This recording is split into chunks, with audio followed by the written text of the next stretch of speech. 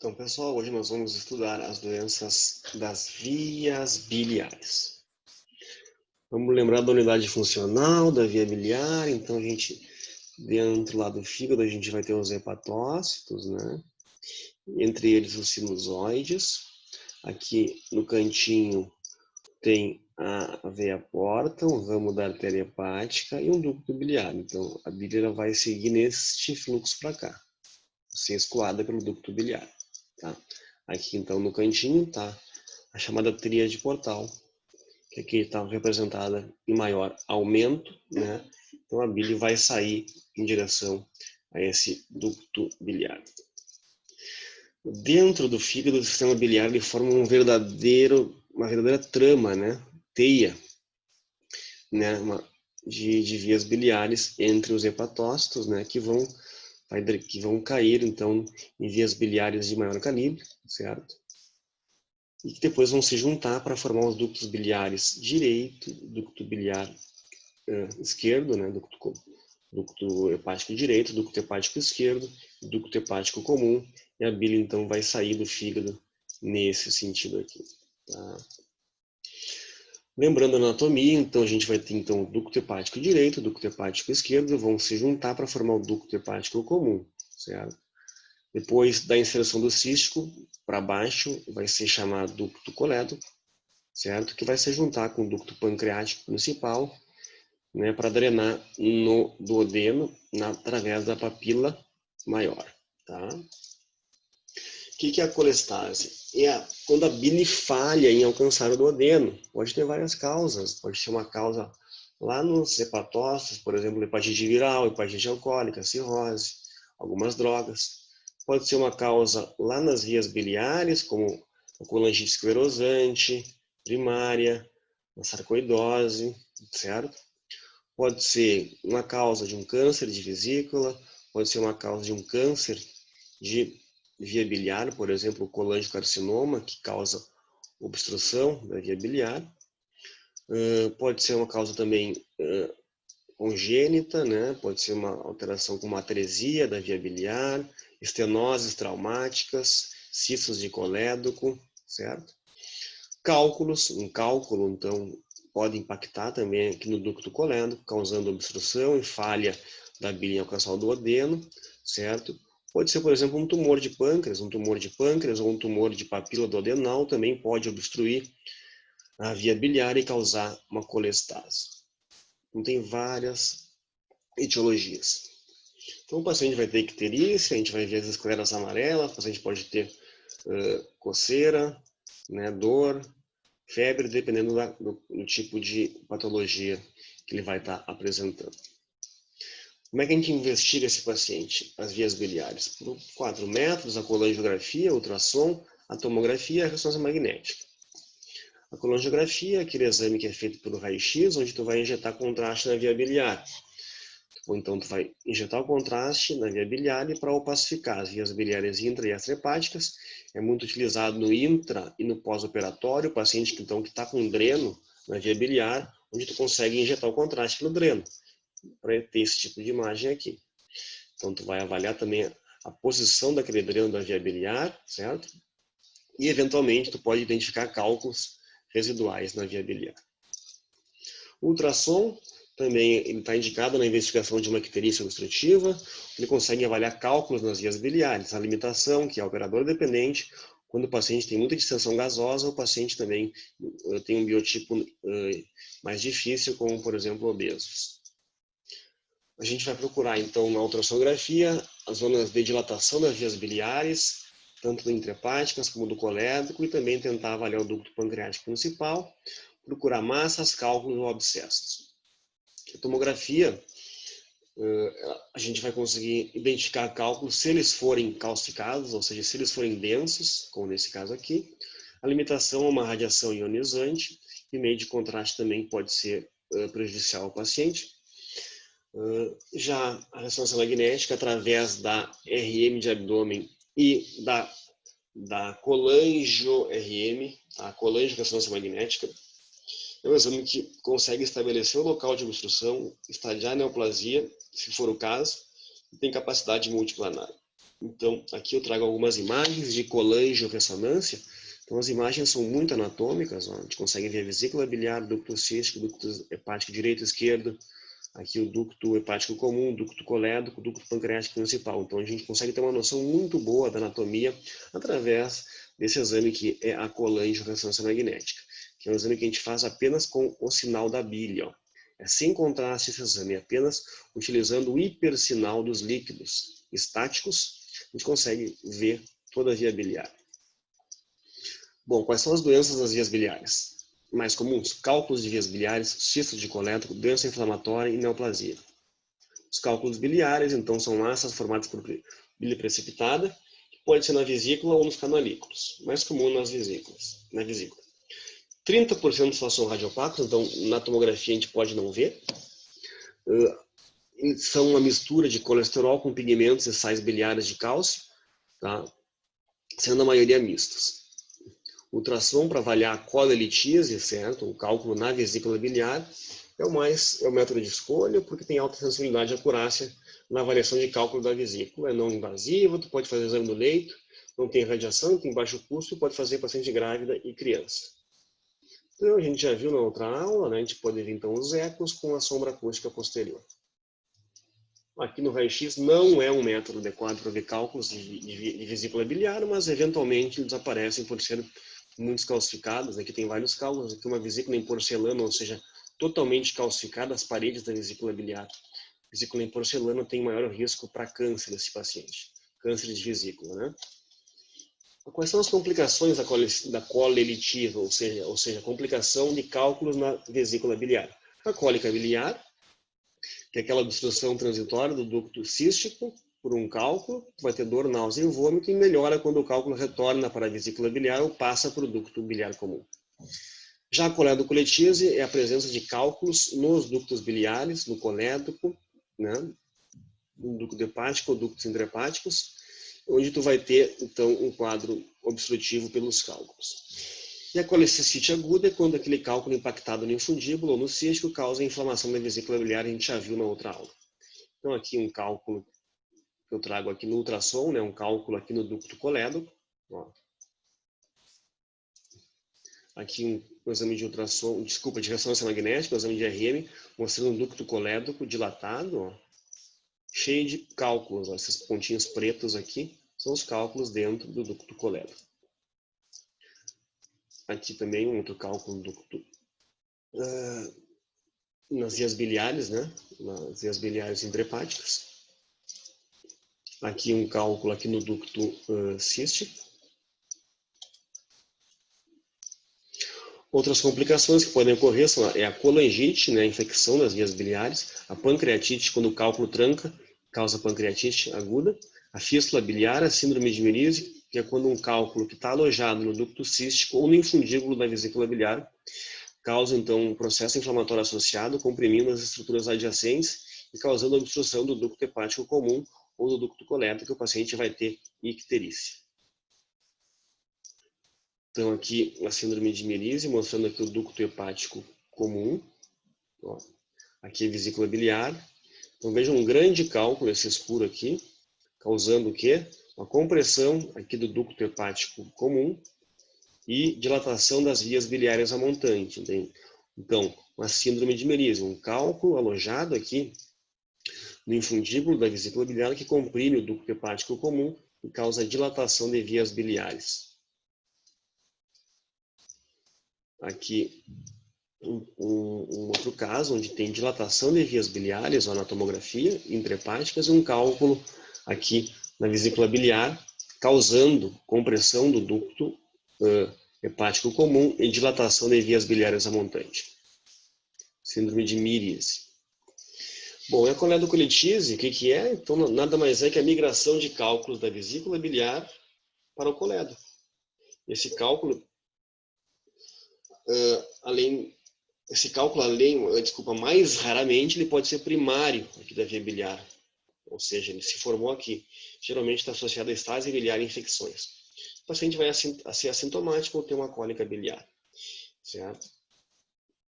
A colédocolitise, uma das complicações é quando ela desce aqui, né, vai descendo e tranca aqui na parte do colédoco distal e vai causar também uma obstrução do ducto pancreático principal. Isso pode causar, além de dor, causa pancreatite aguda, né, por obstrução aqui do ducto pancreático principal. Na imagem, a coledoclitíase, a gente vai então procurar identificar o cálculo, identificar se tem dilatação das vias biliares, né, o ducto colédoco tem até 6 milímetros até os 60 anos. Depois ele pode ter mais 1 milímetro a cada década, ou seja, 70 anos pode ter 7, né, milímetros. Enfim. E avaliar também as complicações. Ultrassom é uma limitação para avaliar a coledoclitíase porque tem muito gás naquela região. Tá? A tomografia, os cálculos também têm densidades variadas e pode ser difícil de identificar. Então, ultrassom, coledoclitíase, né, que está o ducto colédoco, esse pretinho aqui, um cálculo. De novo, ultrassom, ducto colédoco, esse pretinho aqui, vários cálculos com sombras, né, dentro do ducto colédoco. Aqui na tomografia, uma coledoclitíase, mostrando então no corte axial, ducto colédoco, dentro dele um cálculo. Mas a gente sabe que a ressonância magnética é o padrão ouro no diagnóstico da coledoclitíase, porque ela vai ver as falhas de densimento e mostrar também diagnóstico diferencial.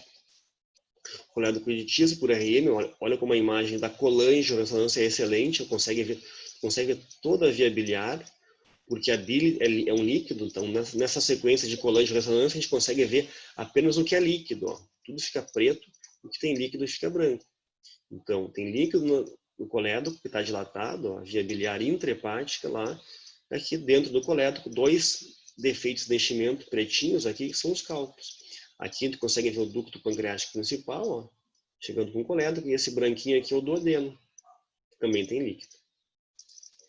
Ó, aqui na coledoclitíase, aqui nesse caso um ducto colédoco dilatado, cheio de defeitos de enchimento pretinhos, cheio de cálculo. Aqui um ducto colédoco normal, sem dilatação e sem cálculos. A gente também pode avaliar cistos de colédoco, que são doenças, na verdade, é uma malformação congênita via biliar envolvendo a árvore biliar intra e extrahepática, certo? Então, pode ter uma clínica de icterícia em adultos ou crianças, né? Aqui, por exemplo, a gente tem uma lesão, uma dilatação importante do ducto colédoco, parece um cisto de colédoco, com dilatação de via biliar. Classificação de Todani que a gente usa, então tem 5 tipos de cistos de colédoco. O tipo 1, que é uma dilatação cística, né, limitada via biliar extrahepática, certo? O tipo 2 é tipo um divertículo, ó, o colédoco, tá? Tipo 3 é uma coledococele, é uma dilatação bem lá intraduodenal. Tipo 4, tu pode ter dilatação intra e ou extrahepática de ductos biliares, né? Tipo 4A com dilatação fusiforme do ducto biliar extrahepático e cistos intrahepáticos. E o tipo 4B com múltiplos cistos na via biliar extrahepática, tá? Sem nenhuma alteração intrahepática. E o tipo 5 é quando tem múltiplos cistos intrahepáticos sem dilatação extrahepática. Quando está associada à fibrose hepática, é chamada de doença de Caroli. Então, aqui o tipo 1, uma dilatação cística do colédoco, o tipo 2, também uma outra dilatação de colédoco, tipo 3, uma coledococele lá embaixo, ó. Tipo 4, dilatação da via biliar. Tá? Aqui na ressonância magnética, uma dilatação do ducto colédoco, cística, né? Um cisto de colédoco. A gente também pode ter doenças inflamatórias, as chamadas colangites. A colangite geralmente é por agente bacteriano, certo?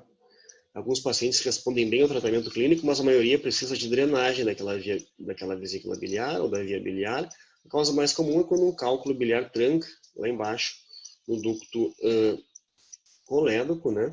E causa então dilatação de via biliar e depois vai ter uma infecção, inflamação com infecção bacteriana a chamada e temida colangite. É uma colangite ascendente, então as causas é quando interrompe então esse fluxo da bile para o duodeno, certo? Ao nível da papila de Vater ou acima delas. As causas são várias, como eu falei, benignas, a coledoclitíase, que eu mostrei antes, um cálculo que trancou, parasitose, um ascaris também pode trancar ali. Pode ser uma alteração pós-cirúrgica, ficou uma estenose cirúrgica, ou pode também ser uma alteração maligna, um tumor na cabeça do pâncreas, ou na papila duodenal, ou na árvore biliar. Pode causar colangite porque obstrui a via biliar e dá infecção ascendente. E a agente mais comum é a E. coli. Complicação são abscessos hepáticos disseminados. Na tomografia ou no ultrassom, ou na ressonância, a gente vai ver o espessamento da parede dos ductos biliares. Esse é o achado.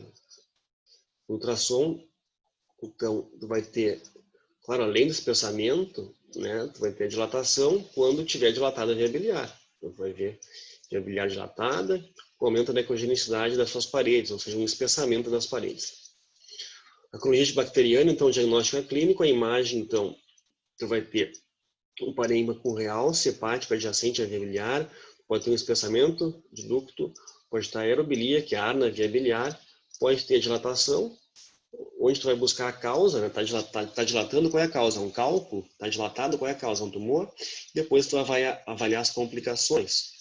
Então, as complicações, quais são elas? Podem ser abscessos hepáticos, trombose porta, peritonite biliar e estenoses biliares. Então, colangite bacteriana aqui na tomografia, mostrando então aqui, ó, a via biliar com ar, com espessamento, certo? E com abscessos hepáticos. Ó, essas lesões arredondadas. Na ressonância magnética, a gente vê a mesma coisa, a via biliar dilatada, o parênquima hepático aqui realçando em volta da via biliar, certo? E aqui um abscesso hepático, por uma colangite bacteriana. Na via biliar, no ultrassom, a colangite, a gente vai ver um espessamento da parede das vias biliares, da vesícula biliar. É mais difícil de ver no ultrassom do que na ressonância magnética ou na toma. Depois a gente vai ter lesões neoplásicas, que são os colangiocarcinomas, né? O que são eles? São lesões que causam, então, são lesões neoplásicas que vão crescendo, né, dentro da via biliar e causando dilatação das vias biliares. Então, aqui, por exemplo, tem um tumor bem na confluência do ducto hepático direito e esquerdo, ele cresceu aqui na via biliar e vai causando obstrução e dilatação da via biliar ao montante. Ó. Também tem subtipos que podem ser só lá na porção intrahepática da via biliar, mais periférica. Tá? Então, o colangiocarcinoma no ultrassom, tu vai ver a via biliar dilatada, esses caninhos aqui, ó, via biliar dilatada, e o tumor é um tumor infiltrativo bem difícil de ver no exame de ultrassom. É mais fácil de ver nos outros exames de imagem. Na tomografia, ó, o fígado, a via biliar bem dilatada, esses caninhos dilatados aqui, ó, a via biliar dilatada, a gente então tinha um tumor de via biliar aqui na região central do fígado, tá? E depois na ressonância magnética a gente vê então a via biliar, esse branquinho bem dilatado, né? Ó, via biliar bem dilatada, com uma obstrução ao nível da confluência do ducto hepático direito com o esquerdo, um colangiocarcinoma. Então, de novo, aqui no exame de IRM, né, a gente sabe que a ressonância é o melhor método para avaliar as vias biliares, então a gente vê uma via biliar dilatada com uma obstrução. Ó. E aqui no asterisco a gente vê um tumor de via biliar central, aqui no hilo hepático, um colangiocarcinoma. E depois a gente pode ver também, pode ter também como causa de icterícia uma neoplasia da papila duodenal. O que é isso? A gente vê um fígado bem dilatado, com a via biliar dilatada, e lá embaixo, aqui no duodeno, uma lesão tumoral na papila duodenal. A neoplasia de papila duodenal também causa dilatação da via biliar e icterícia. Algumas miscelâneas, por exemplo, o ascaris biliar, então o agente é o ascaris lumbricoides, mais comum em crianças. O que acontece? Ele pode migrar através da papila duodenal para dentro da árvore biliar, e as complicações são colangite, abscessos hepáticos, e também podem fragmentar o parasita, né, e formar cálculos cronicamente. O método ideal é o exame de ultrassom. Então a gente vê essas estruturas aqui, ó, tubulares, cilíndricas, dentro da via biliar. São os ascaris na via biliar, é raro, né, mas a gente tem que estar atento para identificá-los. Ó, aqui na vesícula biliar tem um ascaris, um novelado de ascaris dentro da vesícula biliar. Depois a colangite esclerosante, uma doença pode ser primária, no caso idiopática, associada à colite ulcerativa, e a secundária, colangite esclerosante secundária, é secundária à infecção ou obstrução crônica da via biliar. A clínica é uma icterícia intermitente, complicações, cirrose, colangiocarcinoma e hipertensão portal. Na colangite esclerosante primária, a gente vai ter então uma doença colestática crônica com fibrose progressiva do fígado das vias biliares intra e extrahepáticas, com estenoses e dilatações das vias biliares e cirroses, certo? A clínica vai ser assintomática, o paciente pode ter fadiga, prurido, icterícia, dor, hipocôndrio direito e hepatosplenomegalia. A imagem, então, tu vai ter múltiplas estenoses segmentares, chamado de colar de contas. Vai ter áreas de dilatação da via biliar, divertículos biliares e cálculos e sinais de hepatopatia crônica, se a doença então evoluir. Os métodos, então, a gente pode avaliar com colangiografia, ultrassom, TCI e colangio-RM. Então, aqui na colangiografia, a gente vai ter essas áreas assim, ó, estão vendo? Múltiplas estenoses com dilatações. Dá uma chamada aspecto de colar de pérolas, com áreas alternadas de estenose e dilatação. Tá? Mesma coisa no ultrassom, ó, várias estenoses com dilatações. Na ressonância magnética, de novo, áreas de dilatação, certo? Com estenoses entremeadas. Colangite esclerosante primário, aspecto de colar de pérolas. Ó, de novo, ó, estenose e dilatação. Estenoses e dilatações, certo? Na via biliar intrahepática, aqui na ressonância magnética, que é o melhor método para avaliar essa doença. Colangite esclerosante. Aqui, num caso mais avançado, de colangite esclerosante primária, o paciente já está com cirrose, ó. O fígado todo irregular, com atrofia de alguns segmentos, então com o baço aumentado, com hipertensão porta, já num quadro avançado com cirrose. Pessoal, muito obrigado.